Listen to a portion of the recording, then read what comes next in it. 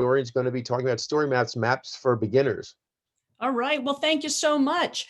And I am very sorry that our friends in the Philippines can't join us, but I'm going to be showing you the school where their data has been collected from. And what we're going to do, and let me see, Brian, do you mind going to the next slide, please? Is I'm going to be kind of showing you some really, really basic tools for getting started with Esri StoryMaps. I'm thinking in this case of if you were going to be doing your IVSS report and you were going to be comparing and contrasting trees in 3 locations. And then because I support the Global Precipitation Measurement Mission, I would be looking at precipitation using the Global Precipitation Measurement Mission's data, and then comparing how much precipitation falls seasonally for each of these locations. So the 3 locations that I selected are my yard in Damascus, Maryland, because I know that very intimately.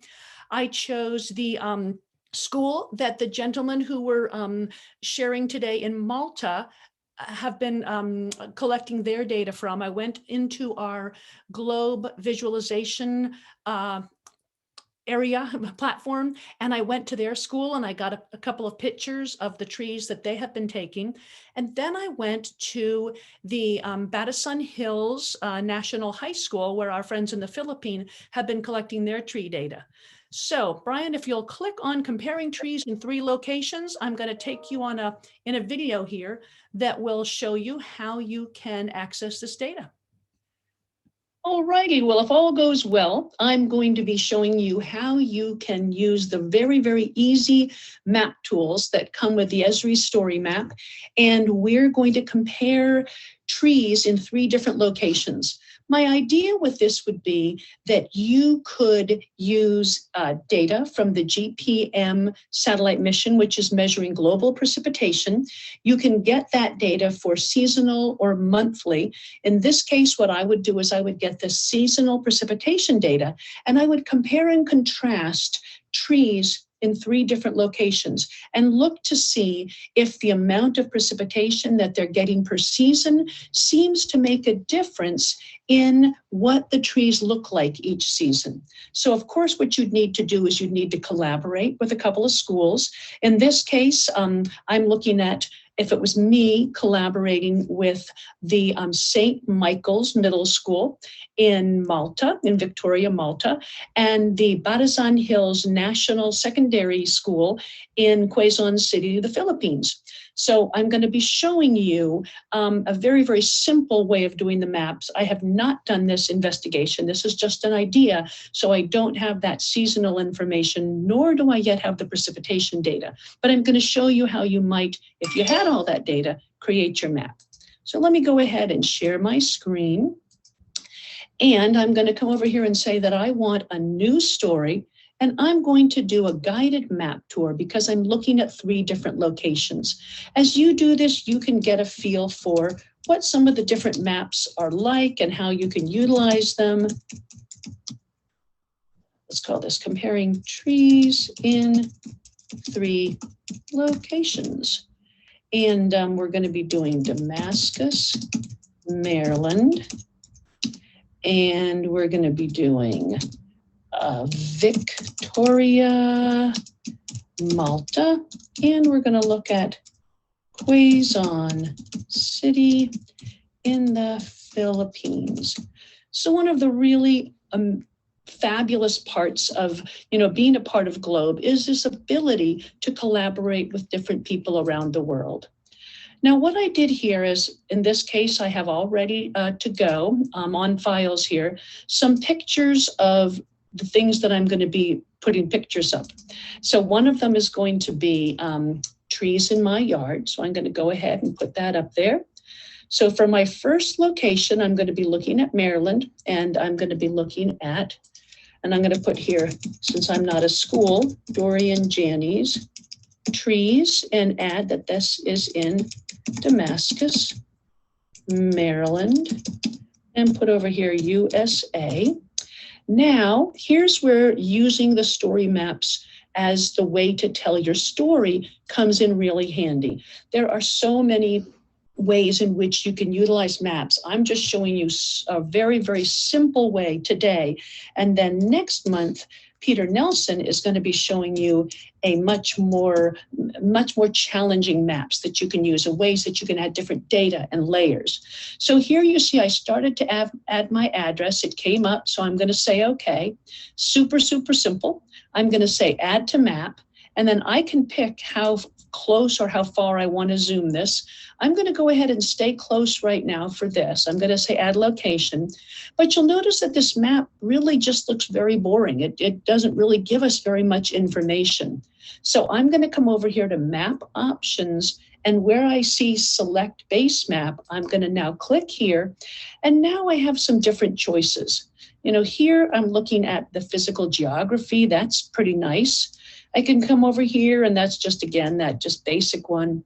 Here we're looking at you know, different colors, but that's not really giving us what we want to look at as close, you know, as well for trying to understand different types of trees. This one's not too bad. This one does kind of show us our kind of, you know, more of this geography and perhaps even topography. Looks like it's also showing us vegetation here, and getting a feel for if you're living in a city or not is very, very helpful. So I'm going to come in and close, see what that looks like. Yeah, it's still not exactly what I would really like to get a lot more of the overall landscape. So this is actually pretty nice here. And this one's adding some labels there. So I'm going to keep that. I'm going to say done. Over here I see the house. I can see that it looks like it's in kind of a rural or maybe suburban location. And indeed, that's right. So there, I've got that one. So the next one I'm going to do, I'm going to come over here. And because I knew that we were going to be hearing from St. Michael's School in Malta, I went and I found some of the pictures that they have taken of their trees. So I added one of those. So I'm going to come over here and write St. Michael's School.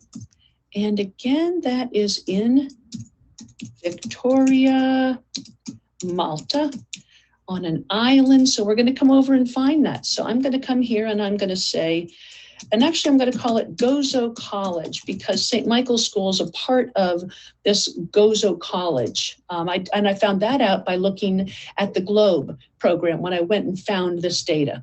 So I'm going to add this to the map, and I've already established that I like this zoom level and that I like this base layer map. So I'm going to stay with this. And then I'm going to add one more location.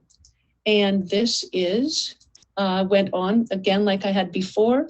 And I found that Badasan Hills has taken some pictures of trees. So I went ahead and grabbed one of theirs. If I was doing this as my, comparing and contrasting over the different seasons, I would, of course, ensure that I was picking tree images from different seasons.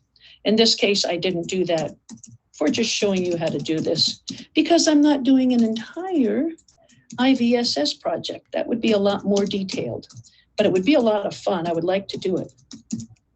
So I'm going to add that location and then say add. And now there's one other thing that I'd like to do. Come back here to the beginning, and let's go ahead and see a preview, see what this looks like. So I can come here, and here I am. I can come over here and I can click on this one, the first location where I live, and then I can come backward to get a feel for what are the ways in which this land is being used. And in this case, as I'd mentioned earlier, we see there's farms, we see it's suburban. As we come back a little further, we can see that it is outside of Washington, D.C., but it's definitely a very suburban type of an area, suburban or rural. So that gives us some information as we're looking through this and trying to get a better feel for, these trees and what some of the conditions are that they're growing under. So then I can come over here and now come a little closer to see, okay, well, this tree that's over here at St. Michael's School, what are the conditions under which it's growing? And again, I would also want to collect some precipitation data so I can be comparing and contrasting how much precipitation they get and getting a feel for how that also might impact the data. So this is pretty neat. You can come in close here. I would have the latitude and longitude when I look at the data for this specific tree, so I could even find which of these trees that it is, and I could even notate that using these tools, which is kind of a neat thing. So we see here it's on an island, get a better feel for what that's like. And then the last one, the Badasan Hills, I can come in closer to, come in closer to Badasan Hills, come over here to the Philippines.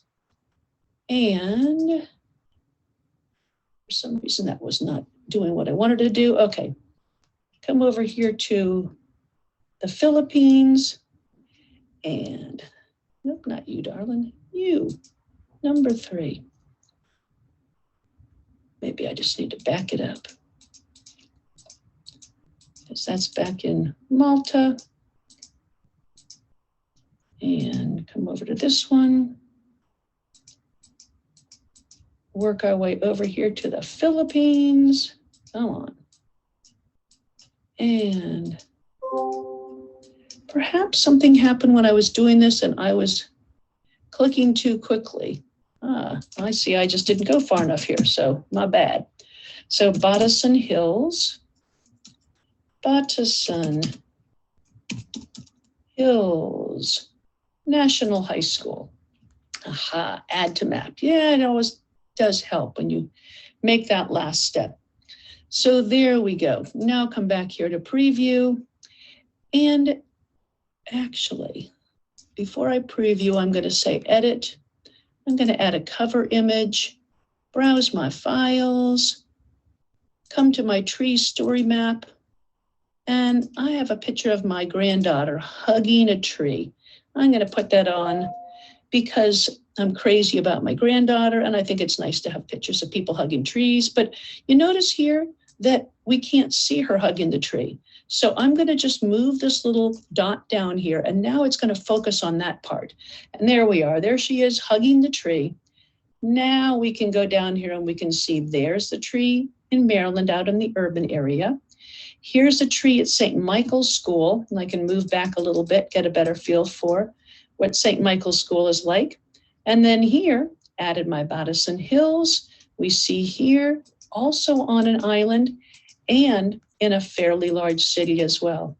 So I hope this is a help, just very, very basic, way in which you can go about creating a story and just getting in there and messing about with the maps a little bit.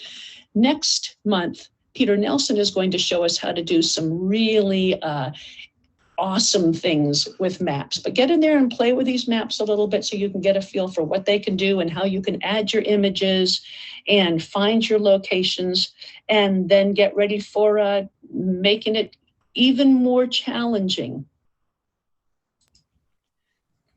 So thank you, Brian. And I know that if you want to, you'll have access to these slides and to that video. And, I hope you get in there and play with StoryMaps. It's just a super effective tool for not just making maps. And I've only begun to scratch the surface with that. That's why I deferred to Peter Nelson when it comes to really knowing how to get in there and work with the ArcGIS data and pull that in. But, for telling your story, for telling about your IVSS report, your story map is just kind of like, the next step of PowerPoint with the ability to be able to utilize it and share various things. So thank you. Thank you, Dorian. That was great. Anybody have any questions for Dorian and StoryMaps?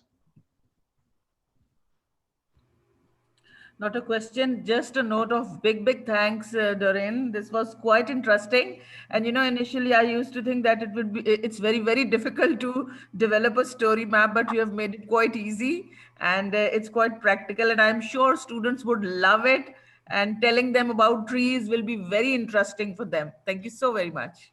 You're welcome. And that was my goal, to show you how you can start off making it super easy so you get in there and play with it.